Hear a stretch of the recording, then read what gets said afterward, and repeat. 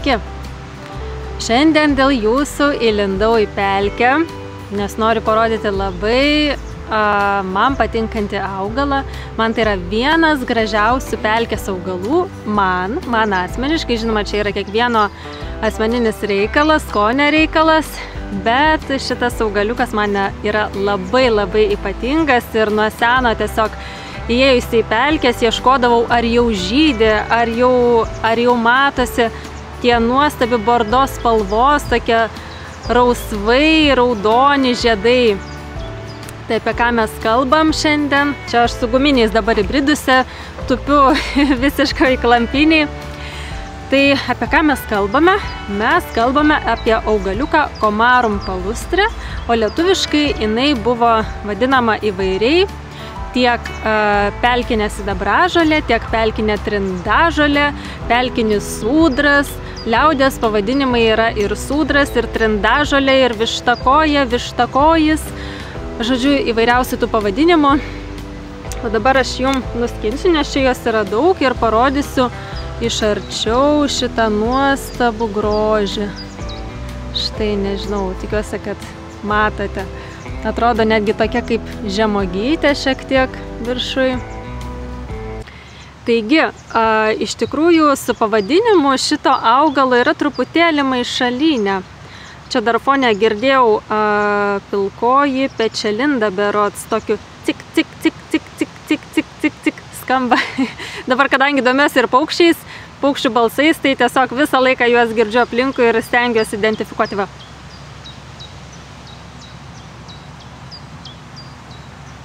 Nežinau, ar girdite, ar įsirašo, bet tai yra pilkoji pečialinda.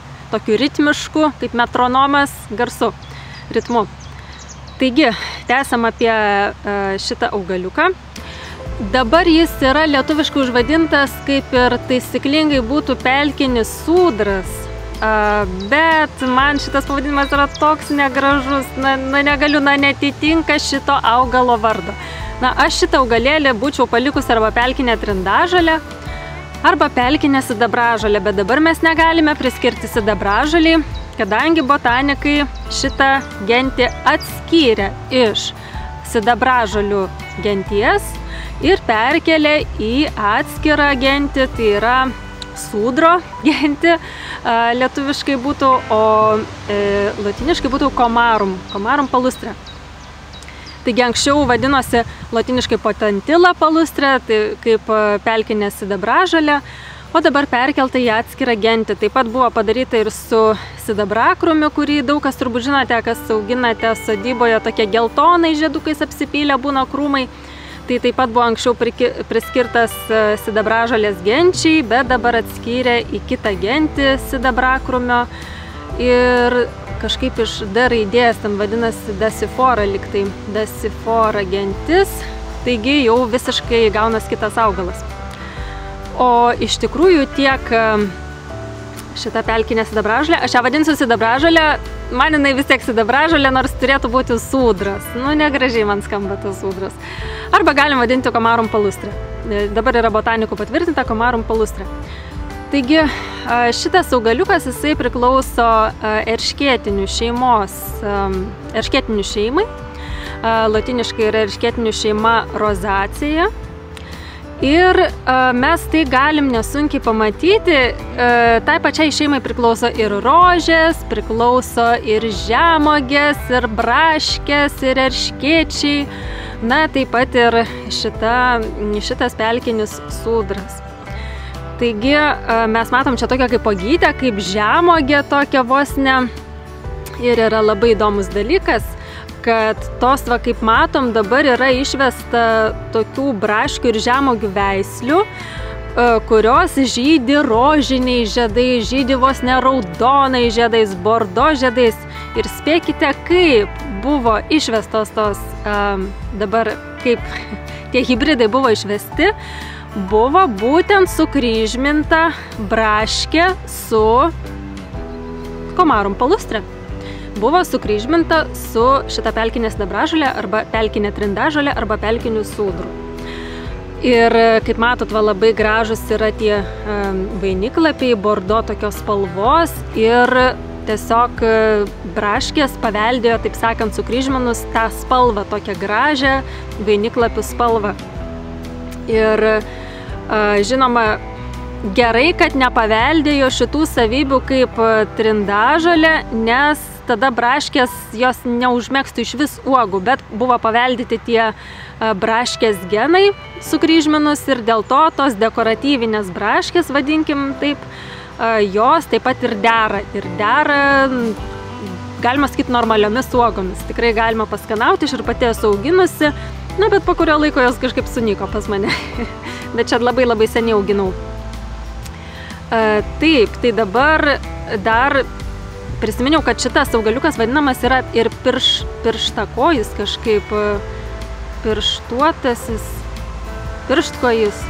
Žodžiu, kažkaip labai juokingai, bet esmė ta, kad tiesiog tie lapai, jie iš tikrųjų primena pirštus. Va, čia matom ir daugiau, aš paskui jums čia pritrauksiu daugiau visokių vaizdų, bet tai tikrai kai kam priminė pirštus, kažkam vištos koja. Na ir visokių tų pavadinimų buvo. Kam buvo naudojamas šitas augaliukas? Tai pirmiausia, tai dažams, kadangi, kaip matot, spalva yra labai graži tokia bordo ir jinai tiko dažams, pavyzdžiui, vilnai dažyti, šilkui dažyti, odai dažyti galiausiai. Tai, pavyzdžiui, vilną ar šilką žiedais galima nudažyti tikrai gražia raudona spalva. O jeigu dažysime šaknimis, kadangi šitas augaliukas turi ir šaknis, žinoma, kaip ir kiekvienas šakniastiebius tokius, šaknimis dažyti taip pat galima ir gausim nuo gelsvos iki tokios purvinai raudonos spalvos. Tai va, čia gali pasibandyti tie, kurie mėgsta dažyti natūraliais dažais. Gali tikrai įsiminti šitą augaliuką, pelkinį sūdrą, nes manau, kad jums pravers. Šitas ypatingas augaliukas, jisai turi ir rauginių medžiagų. Ką tai reiškia? Rauginės medžiagos, kam gali būti naudojamas? Na, tai pagrindė taninai, žinoma, yra iš rauginių medžiagų.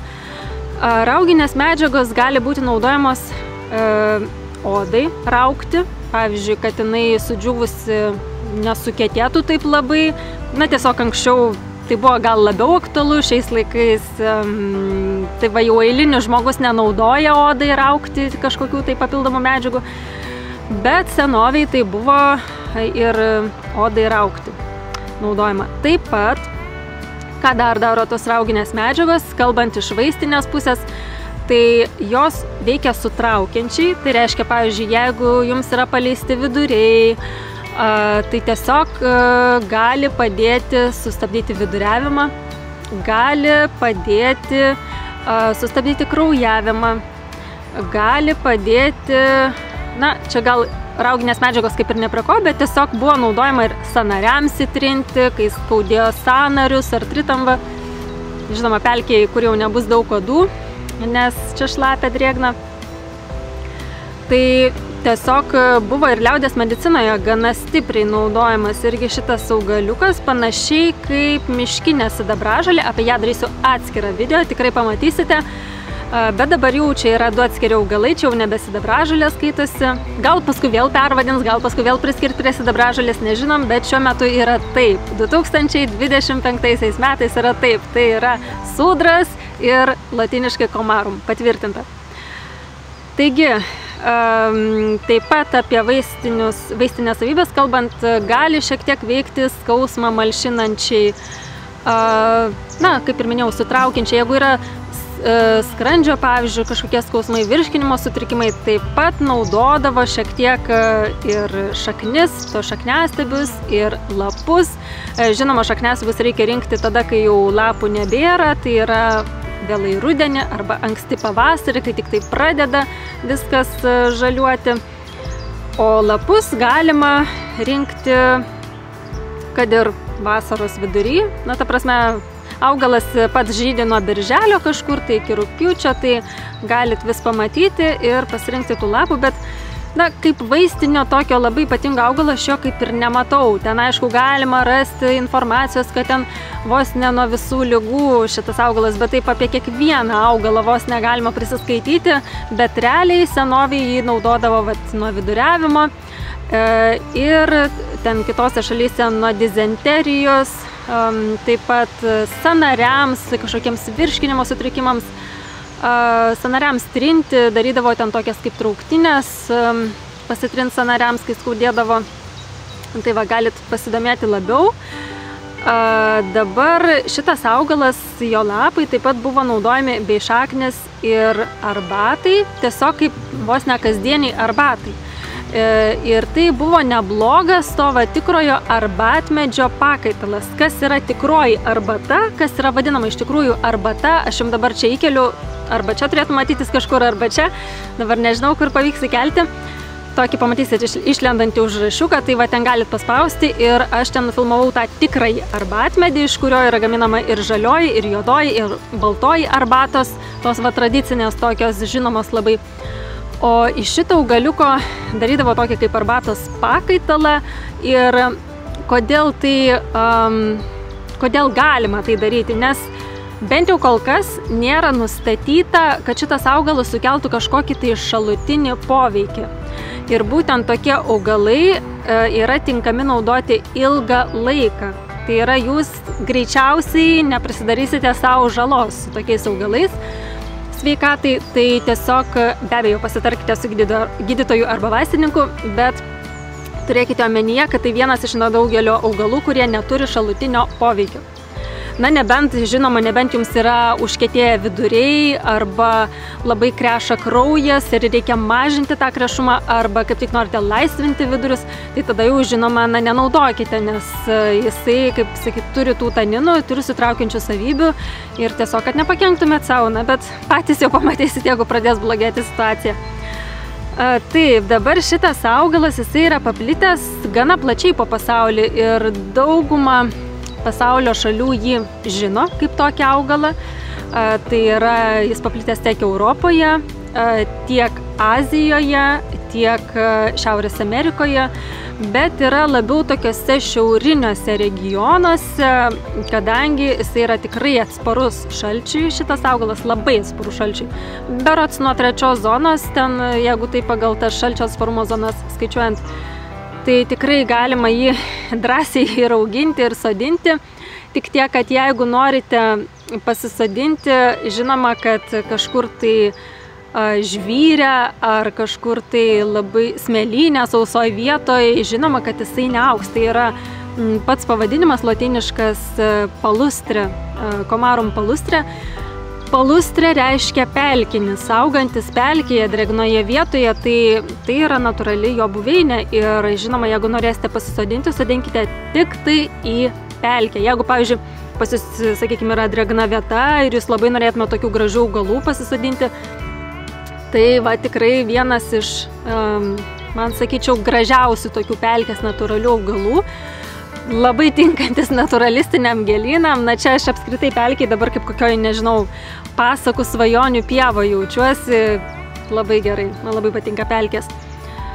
Taigi, apie šitą augaliuką, jisai plinta šakniastiebiais ir netgi kai kur, pavyzdžiui, Lietuvos TSR floroj buvo aprašomas kaip toks puskrūmokšnis. Na, kai kur kaip puskrumis yra apibūdinamas, kadangi turi šiek tiek netgi tokių kai kur sumedėjusių, pusiau sumedėjusių dalių ir tai daro jį labai tvirtų tokių augalų. Vandenyje mes netgi kartais galim pamatyti, kad jinai tokiom kaip šakom vos neplinta vandenį ir tiesiog atrodo, kur jo šaknis ir jinai tiesiog gali taip gana plačiai įlysti į tą vandenį, jinai visiškai nebijo vandens, visiškai nebijo užmirkimo, tiesiog realiai jinai gali augti ten 5-7 cm vandens virš, jai yra visiškai nieko tokio. Taip, dar pradėjau apie tą pavadinimą, palustre reiškia pelkinis, o comarum, jeigu taip versti iš tos comarum, latiniškai coma yra plaukeliai, ar tai plaukuoti, kažkaip taip verčiasi iš graikų kalbos ir dėl to, kad šitas augalas yra gana plaukuotas. Iš tikrųjų yra tokie mažučiai plaukeliai ir dar mes matom ant tos vadinamos žemuogytės, taip pat yra tokie kaip gaureliai.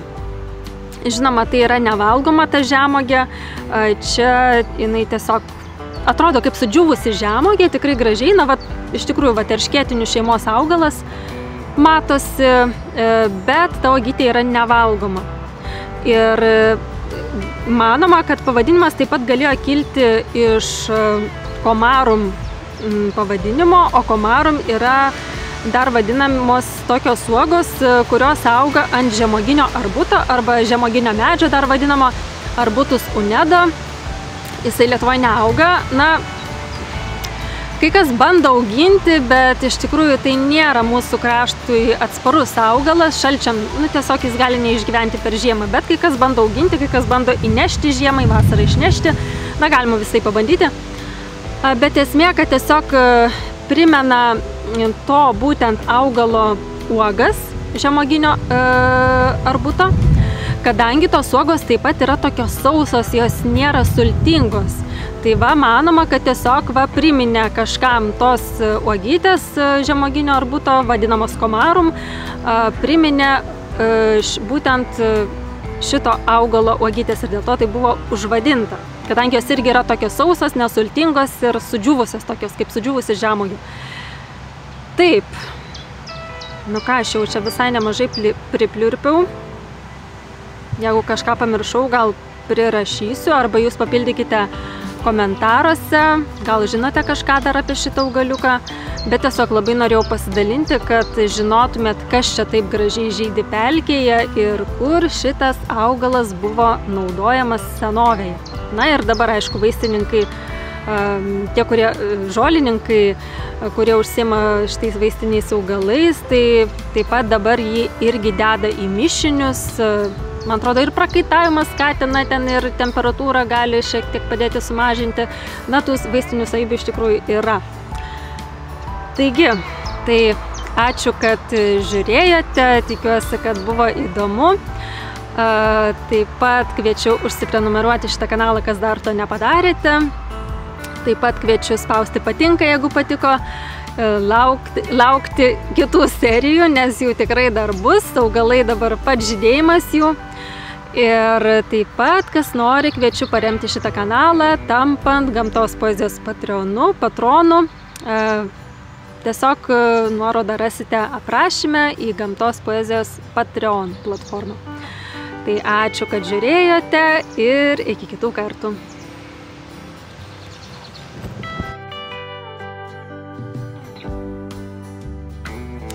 Taip pat noriu pabrėžti vieną svarbų momentą, kad pelkėje auga ir kitų augalų. Ir va, mes matom vieną iš tų kitų augalų, kuris taip pat turi tokius kaip ir bordo taurėlapius, atrodo, kad ten vainiklapiai. Tai čia yra raudonoji žegnagė ir jinai tiesiog, na, nesumaišykite su pelkinė trindažolė arba pelkinių sūdrų, tuo vadinamoju. Tiesiog atkreipkite dėmesį, kad pelkėje auga daug augalų, tai tiek raudonoji žegnagė, bet mes ją galime atskirti nesunkiai pagal lapelius. Yra visai kitokie lapeliai, tokie jie nėra pirštuoti ir jinai neturi tokių šakniastiebių, taip plintančių kaip pelkinis sūdras. Tai va, čia dar matom fonė, man atrodo, ir rūgčių visokių ir matom, kažkur mačiau ir šilkažiedė gaisrena, va, labai gražiai jinai dabar žydi, irgi mėgsta drėgnas vietas.